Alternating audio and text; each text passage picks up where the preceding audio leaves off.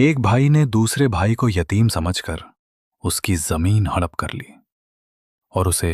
शहर मजदूरी के लिए भेज दिया। 10 साल बाद छोटा भाई एक बड़ा अफसर बनकर वापस आया और भाई के सामने सवाली बनकर खड़ा हो गया। बड़े भाई ने उसे पहचाना नहीं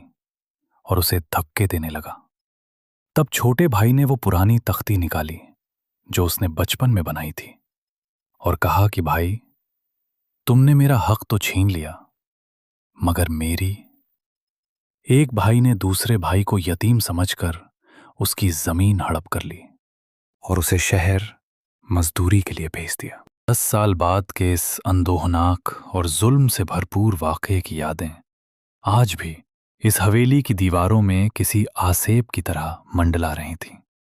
ये इस दुनिया का एक इंतहाई तल्ख और दिल दहला देने वाला अलमिया है कि हवस, जायदाद की तमा और दौलत का अंधा लालच इंसान को इस कदर सफ़ाक और बेहिस बना देता है कि वो खूनी रिश्तों का तकद्दुस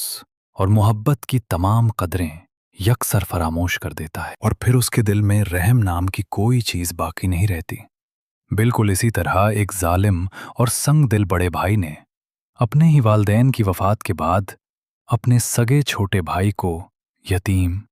कमज़ोर और लावारिस समझकर उसकी सारी आबाई ज़मीन और उसका जायज़ हक गासिबाना तरीक़े से हड़प कर लिया था और उसे महज चंद रुपयों और अपनी झूठी अना की तस्कीन की खातिर इंतहाई बेदर्दी से मार पीट कर और धक्के देकर शहर की खाक छानने और सख्त तरीन मजदूरी करने के लिए गांव से निकाल दिया था। उस वक्त उस छोटे भाई की उम्र बहुत कम थी और उसकी आंखों में अपने बड़े भाई के लिए एक बाप जैसा एहतराम और बेपनाह मोहब्बत थी। लेकिन उस जालिम ने उस मासूम की आंखों से बहते हुए आंसुओं की जरा सी भी परवाह किए बगैर उसे इस वसीओ अरीज दुनिया की ठोकरों पर तन्हा छोड़ दिया था। आज इस वाक़े को पूरे 10 साल का तवील और कठिन अरसा गुजर चुका था और इन 10 सालों में उस मुतकब्बिर और जाबिर बड़े भाई ने, जिसका नाम चौधरी हशमत था, अपने छोटे भाई की उस छीनी हुई और गज़ब की गई ज़रई ज़मीन पर एक बहुत बड़ा और आलीशान कारखाना तामीर कर लिया था, जिसकी ऊंची चिमनियों से निकलने वाला काला धुआं उसके गुरूर और तकब्बुर की अलामत बनकर पूरे इलाके की फ़ज़ा में हर वक्त फैला रहता था। उसने अपनी नाजायज़ दौलत और बेपनाह ताकत के नशे में अंधा होकर गरीब किसानों का खून चूस कर अपना एक बहुत बड़ा नाम और झूठा मकाम बना लिया था। लेकिन कुदरत का कानून बड़ा बेरहम और मुकम्मल तौर पर इंसाफ पसंद होता है और मुकाफ़ात अमल की चक्की जब चलती है तो बड़े बड़े फ़िरौनों का गुरूर और उनकी तमाम तर ताकत मिट्टी में मिल जाती है और वो दुनिया वालों के लिए इबरत का निशान बन जाते हैं। आज वो अज़ीमुश्शान कारखाना और वो वसीओ अरीज़ रिवायती हवेली, जिसके दालान में कभी चौधरी हशमत के बुलंद बांग कह कहे और जाबिराना हुक्मनामे गूंजा करते थे, एक अजीब सी वीरानी, तारीकी और हू के आलम में डूबे हुए थे चौधरी हशमत, जो कभी इस पूरे इलाके का सबसे ताकतवर, मुतकब्बिर और जालिम जागीरदार माना जाता था, जिसकी एक खरजदार और हैबतनाक आवाज़ पर दर्जनों मुजारे और नौकर हाथ बांधे और खौफ से सर झुकाए खड़े हो जाते थे। आज अपने चौड़े माथे पर दोनों हाथ रखे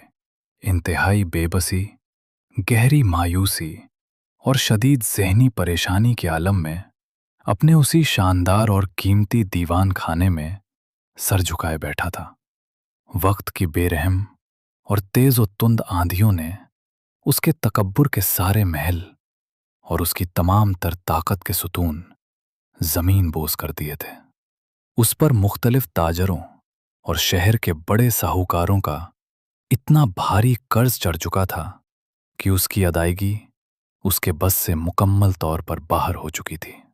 और इसके नतीजे में कल सुबह उसका वो अज़ीमुश्शान कारखाना, उसकी सैकड़ों एकड़ हरी भरी ज़रई ज़मीनें और ये आलीशान आबाई हवेली मुकम्मल तौर पर नीलाम होने वाली थी। उसकी सारी सोचें और उसका सारा ध्यान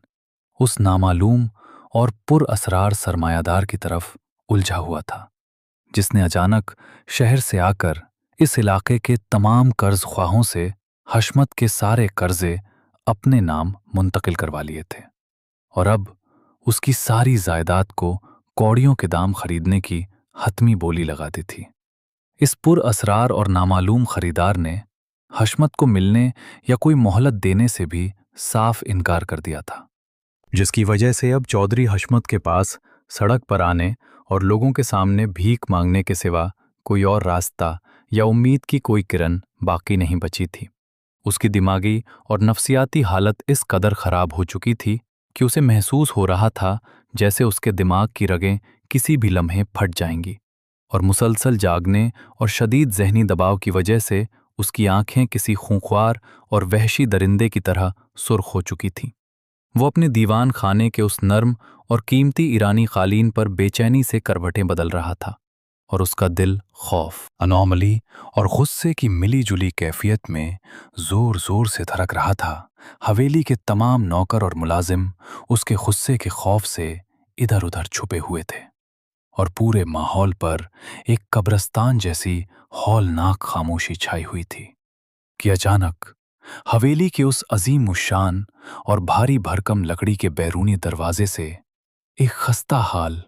गर्द आलूद और इंतहाई गरीब सा शख्स अंदर दाखिल हुआ, जिसका चेहरा रास्ते की कसाफत, धूल मिट्टी और उलझी हुई बिखरी दाढ़ी के पीछे मुकम्मल तौर पर छुपा हुआ था और वो किसी इंतहाई गरीब,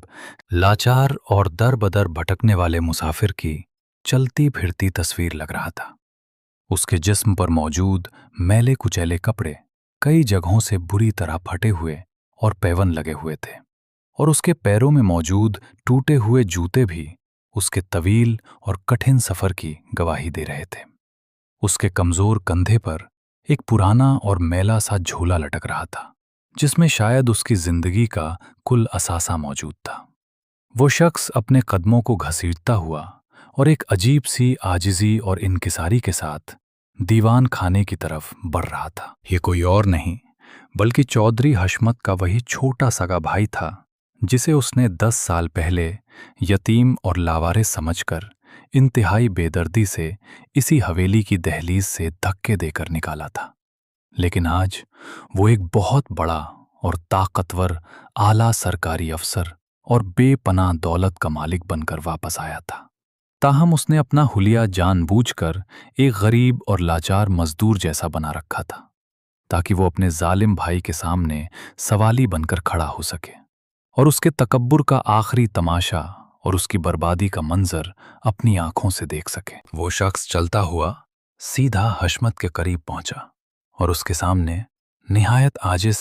और मिस्कीनी से अपने दोनों हाथ जोड़कर खड़ा हो गया। हशमत, जो पहले ही अपनी बर्बादी और नीलामी के खौफ से आधा पागल हो चुका था, इस खस्ता हाल और गरीब शख्स को अपनी हवेली के अंदर यूं बिला इजाजत और बेधड़क दाखिल होते देखकर हैरत और गुस्से से उसे घूरने लगा। उस छोटे भाई ने जानबूझकर अपनी गर्द आलूद गर्दन को मजीद झुकाया और इंतहाई धीमी, लरचती हुई और एक ज़रूरतमंद की सी कमज़ोर आवाज़ में इल्तिजा की कि चौधरी साहब, मैं पिछले कई दिनों का भूखा प्यासा और बेरोज़गार मुसाफिर हूँ और मैंने शहर से यहाँ तक का कठिन सफ़र पैदल ही तय किया है। मैंने रास्ते में लोगों से सुना है कि आपके इस बड़े और मशहूर कारखाने में बहुत से गरीब मजदूरों के लिए रोज़गार का बंदोबस्त होता है और आप इस इलाके के बहुत बड़े मुखय्यर और रहमदिल इंसान हैं। इसलिए मैं दिल में बड़ी उम्मीद और आस लेकर आपके दरवाजे पर सवाली बनकर आया हूँ कि शायद मुझे भी कोई छोटी मोटी मजदूरी या कोई मामूली सा काम मिल जाए ताकि मैं अपनी भूख मिटा सकूं और अपना पेट पालकर इस दुनिया में जिंदा रह सकूं। ये अल्फाज सुनते ही चौधरी हशमत के तन बदन में आग लग गई। उसका गुस्सा, जो पहले ही अपनी तबाही और नीलामी की अजियतनाक कैफियत की वजह से उरूज पर पहुंचा हुआ था, इस गरीब और खस्ता हाल शख्स की इल्तिजा सुनकर एक खौफनाक तूफान की तरह उस पर फट पड़ा। उसकी सुर्ख और खजबनाक आंखों से गुस्से के शोले निकलने लगे और उसके चेहरे के तासुरात किसी वहशी और दरिंदे जैसे हो गए। اس نے اپنے تکब्बुर में अंधे होकर यह कतई तौर पर पहचानने की जरा सी भी जहमत ही नहीं की कि उसके सामने हाथ बांधे खड़ा ये भिखारी और लाचार शख्स दरअसल उसका अपना सगा खून और उसका वही छोटा भाई है जिसकी जमीन हड़प करके उसने ये सारी वसीए सल्तनत और जायदाद खड़ी की थी। हशमत ने गुस्से से दांत पीसते हुए अपनी जगह से उठकर पूरी ताकत और रौनक के साथ उस शख्स के सीने पर एक जोरदार धक्का दिया, जिससे वो मुसाफिर चंद कदम पीछे की तरफ लड़खड़ाया। हशमत ने अपने हाथ हवा में लहराते हुए और इंतहाई हिकारत और तकब्बुर से दहाड़ते हुए चिल्लाना शुरू कर दिया कि तुम जैसे दो कौड़ी के भिखारियों और दर दर भटकने वाले लोगों की ये जरूरत कैसे हुई कि मेरी इस आलीशान हवेली के अंदर बिला इजाजत कदम रखो और मेरे सामने खड़े होकर मुझसे मजदूरी मांगो। यहां मेरी अपनी दुनिया उजड़ने वाली है। मेरा कारखाना और मेरी सारी जायदाद कल सुबह नीलामी के दहाने पर खड़ी है और तुझे अपनी 2 वक्त की रोटी और मजदूरी की पड़ी है। दफा हो जाओ मेरी नजरों के सामने से। मैं मौत और बर्बादी के मुंह में खड़ा हूं और तुम मुझे अपनी गुर्बत के रोने सुना रहे हो। मेरे पास तुम जैसे लावारिस भिखारियों और कम ज़र्फ लोगों के लिए कोई जगह और कोई रहम नहीं है। निकल जाओ यहां से और अपनी मनहूस शक्ल दोबारा कभी मुझे मत दिखाना। निकल जाओ मेरी हवेली से और दोबारा कभी इस चौखट पर कदम न रखना। हशमत के इस इंतहाई जालिमाना और जोरदार धक्के के बावजूद वो खस्ता हाल और बज़ाहिर कमजोर सा नजर आने वाला शख्स जमीन पर गिरने या लड़खड़ाने के बजाय किसी इंतहाई मजबूत और नाकाबिले तस्खीर चट्टान की तरह अपनी जगह पर पूरी इस्तकामत के साथ कायम रहा और उसके चेहरे पर खौफ, घबराहट या बेबसी के बजाय एक अजीब सा पुरसुकून, इंतहाई पुर असरार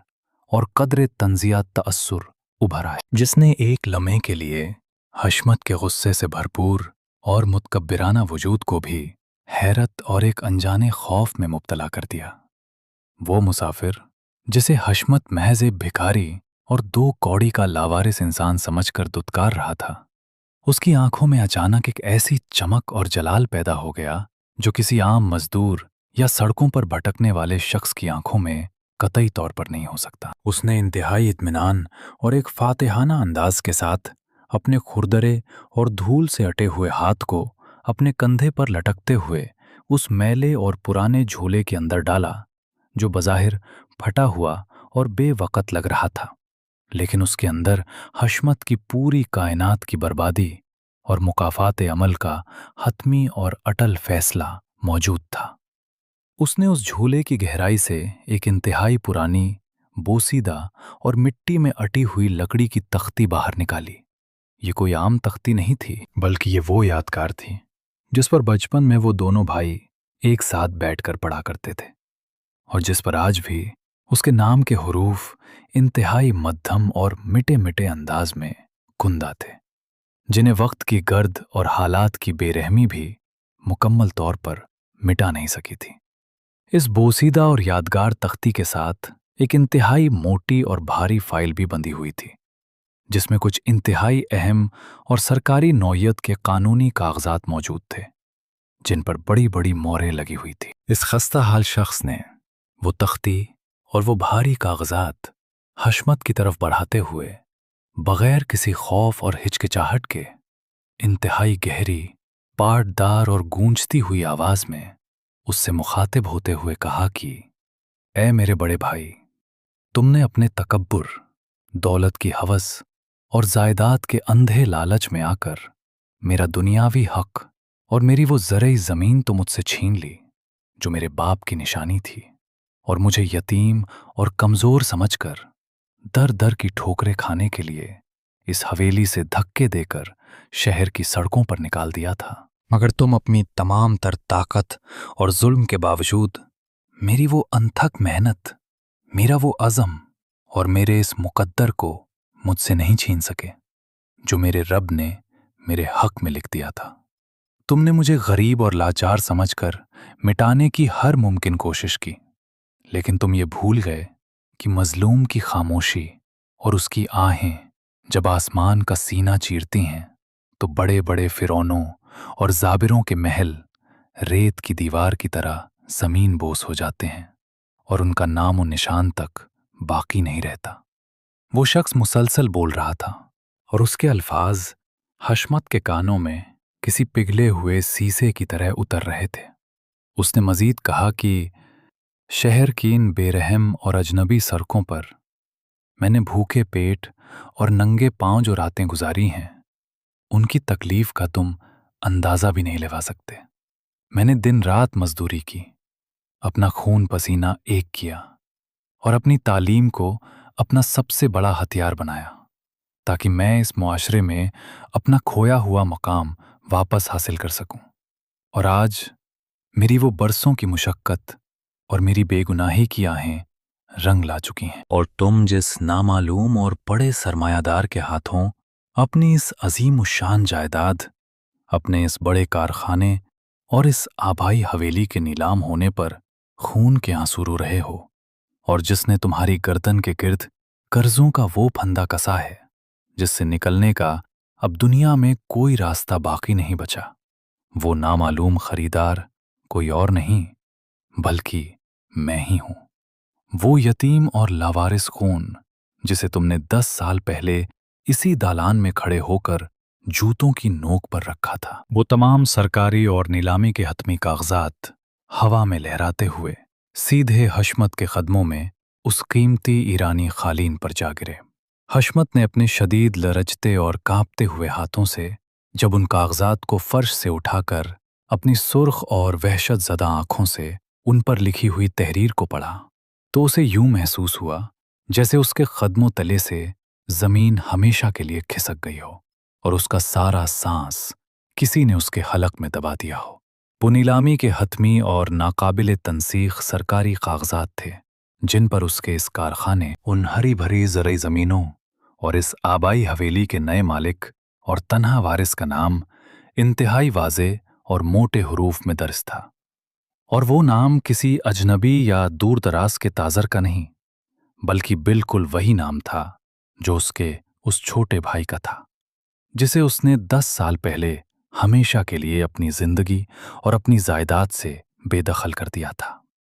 हशमत की फटी की फटी और खौफ से फैली हुई आंखें उन कागजात से उठकर उस खस्ता हाल मुसाफिर के चेहरे पर जम कर रह गईं, और उसे अब उस धूल मिट्टी और उस उलझी हुई बिखरी धारी के पीछे अपने उसी छोटे और मासूम भाई के नुकूश इंतहाई वाज़े और साफ तौर पर दिखाई देने लगे, जो आज अपनी तमाम तर ताकत, बेपनाह दौलत और एक बहुत बड़े सरकारी अफसर के शानदार रुतबे के साथ उस नामालूम और पुर असरार सरमायादार के रूप में उसके सामने एक फातेह की तरह खड़ा था, जिसने उसकी सारी कायनात और उसका गुरूर गुरूर चंद रुपयों के एवज खरीद लिया था। 10 साल का वो तवील और कठिन फासला जो इन दोनों भाइयों के दरमियान नफरत और जुल्म की दीवार बनकर खड़ा था, आज सिमट कर महज चंद कदमों के फासले पर आ चुका था।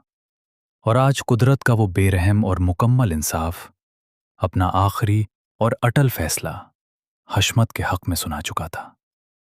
हशमत के घुटनों में अब मजीद खड़े रहने की जरा सी भी सकत और ताकत बाकी नहीं रही थी, और उसका वो मुतकब्बिर और जाबिराना वजूद जो कुछ देर पहले उस छोटे भाई को धक्के दे रहा था, अब मुखाफाते अमल के इस खौफनाक और इबरतनाक बोझ तले दबकर किसी कटे हुए दरख्त की तरह धड़ाम से जमीन पर गिर पड़ा। उसने अपने दोनों हाथों से अपने सर को पकड़ लिया और उसकी आंखों से पछतावे, नदामत और जिल्लत के आंसू कतरा कतरा करके उस फर्श पर गिरने लगे जिसे वो कभी अपनी नाकाबिले तस्खीर सल्तनत समझता था। उसका गुरूर खाक में मिल चुका था और उसकी वो सारी नाजायज दौलत जिस पर उसे इतना घमंड था, आज उसी भाई के कदमों की धूल बन चुकी थी जिसका उसने हक मारा था। वो शिद्दत गम और सदमे से अपने बाल नोच रहा था और उसके हलक से एक ऐसी दिलखराश आवाज बरामद हो रही थी जो किसी मरते हुए जानवर की होती है। उसकी सारी दुनिया उसके सामने ताश के पत्तों की तरह बिखर चुकी थी और उसे अंदाजा हो गया था कि वो अब इस मुआशरे में मुंह दिखाने के काबिल भी नहीं रहा। छोटे भाई ने इंतहाई खामोशी और सुकून के साथ अपनी उस पुरानी बोसीदा तख्ती को फर्श से उठाया, उसे अकीदत से चूम कर अपने सीने से लगाया और अपने उस जालिम बड़े भाई की तरफ एक आखिरी नजर डाली, जो अब उसके सामने एक मुजरिम की तरह सर झुकाए बैठा अपने इबरतनाक अंजाम को रो रहा था। छोटे भाई की आंखों में कोई इंतकाम की आग या गुस्सा नहीं था, बल्कि सिर्फ एक तल्ख और गहरी सच्चाई की चमक थी, जो ये ऐलान कर रही थी कि इंसान चाहे कितनी ही ताकत और बेपनाह दौलत क्यों न इकट्ठी कर ले, लेकिन वो कभी भी कुदरत के उस बेआवाज इंसाफ और मुकाफाते अमल की चक्की से बचकर नहीं निकल सकता, जो मजलूम के हक में हमेशा अपना हतमी फैसला सुनाती है और जालिम को उसी के तकब्बुर के बोझ तले हमेशा के लिए दफन कर देती है। वो छोटा भाई उसी खामोशी और वकार के साथ मुड़ा और उस हवेली के उस भारी दरवाजे से बाहर की जानिब चल पड़ा, जिसका अब वो खुद इकलौता और बिला शिरकते गैर मालिक बन चुका था। जबकि हशमत अपने गुनाहों, जुल्म और अपनी ही बनाई हुई तबाही के उस अंधे कुएं में तन्हा और हमेशा के लिए कैद हो चुका था, जहां अब उसके पास सारी जिंदगी रोने और अपने किए पर खून के आंसू बहाने के सिवा और कुछ भी बाकी नहीं बचा था। और यूं उस हवेली की खामोश दीवारों ने एक बार फिर तारीख को दोहराते हुए ये सबक सिखा दिया कि जुल्म की रात चाहे कितनी ही तवील और तारीक क्यों ना हो, उसे एक न एक दिन इंसाफ की रोशन सुबह के सामने दम तोड़ना ही पड़ता है।